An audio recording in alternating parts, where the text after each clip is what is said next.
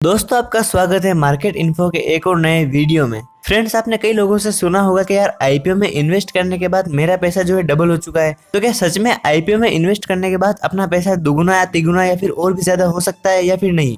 तो अगर आप अभी अभी ही शेयर मार्केट में नए आए हैं या फिर आने की सोच रहे हैं तो आज की वीडियो आपके लिए बहुत ही इंपॉर्टेंट होने वाली है, इसलिए इस वीडियो को एंड तक पूरा देखिएगा। इस वीडियो में मैं आपको बताऊंगा आईपीओ क्या होता है, कंपनीज आईपीओ लाती क्यों है, आईपीओ में इन्वेस्ट करने के फायदे और आईपीओ में इन्वेस्ट करने के नुकसान क्या क्या हो सकते हैं। इन सभी टॉपिक्स को हम बहुत ही सिंपल लैंग्वेज में समझने वाले हैं और इस वीडियो को देखने के बाद आपको कभी आईपीओ के बारे में वापस से सर्च करने की जरूरत नहीं पड़ेगी। तो सबसे पहले जानते हैं आईपीओ क्या होता है। आईपीओ की फुल फॉर्म होती है इनिशियल पब्लिक ऑफरिंग। इसका मतलब होता है कंपनी पब्लिक से पैसा रेज करती है या फिर उठाती है। अब कंपनी के पास कौन कौन से रीजन हो सकते हैं जो कंपनी को पब्लिक से पैसा लेने की जरूरत होती है। पहला, माना किसी कंपनी के पास प्रेजेंट में 10 फैक्ट्रीज है जो बहुत ही बढ़िया चल रही है, लेकिन कंपनी चाहती है इन 10 फैक्ट्रीज को 50 फैक्ट्रीज में कन्वर्ट करना।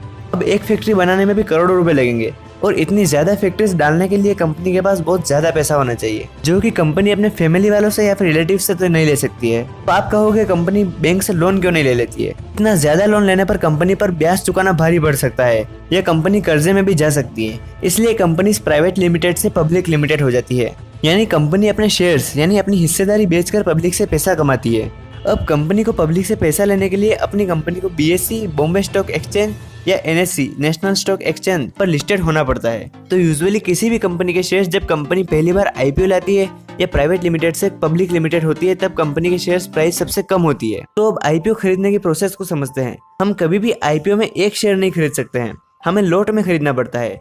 लॉट का मतलब मल्टीप्लाई नंबर ऑफ शेयर्स होता है और कितने शेयर्स खरीदने हैं इसकी क्वांटिटी कंपनी तय करती है। जैसे कि मान लीजिए किसी XYZ कंपनी का 26 मई को आईपीओ लॉन्च होने वाला है और एक शेयर की प्राइस 100 रुपए है और कंपनी ने एक लॉट की मिनिमम रिक्वायर्ड 25 शेयर्स की रखी है, तो आपको एक लॉट यानी कि 25 शेयर्स एक साथ खरीदने पड़ेंगे। और अगर आप और ज्यादा शेयर्स खरीदना चाहते हैं तो आपको लॉट के मल्टीप्लाई में शेयर्स खरीदने पड़ेंगे, यानी एक लॉट तो 25 शेयर्स, 2 लॉट तो 50 शेयर्स आपको खरीदने पड़ेंगे। अब आप सोचोगे यार एक लॉट में मैं 2500 रुपए क्यों लगाऊं, अगर वो डूब गई तो आपको बता दूं ज्यादातर केस में आपका पैसा जो है डबल होता है। माना कंपनी अपने 50 लाख शेयर्स जो है पब्लिक को बेचना चाहती है, तो मान लीजिए आपने भी आईपीओ में इन्वेस्ट करने के लिए फॉर्म भर दिया और अगर कंपनी के पास 1 करोड़ फॉर्म्स आ जाए तो कंपनी 1 करोड़ में से 50 लाख लोगों को ही शेयर देगी। इसका मतलब ये जरूरी नहीं है कि आपने आईपीओ में फॉर्म भरा तो आपको अलॉटमेंट हर बार मिल जाएगा।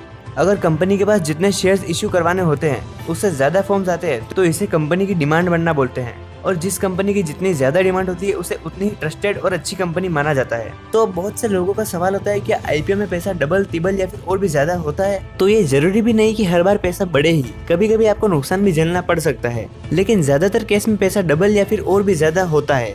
हमारा काम है आपको सही नॉलेज देना, इन्वेस्टमेंट आप खुद की जिम्मेदारी पर ही करें।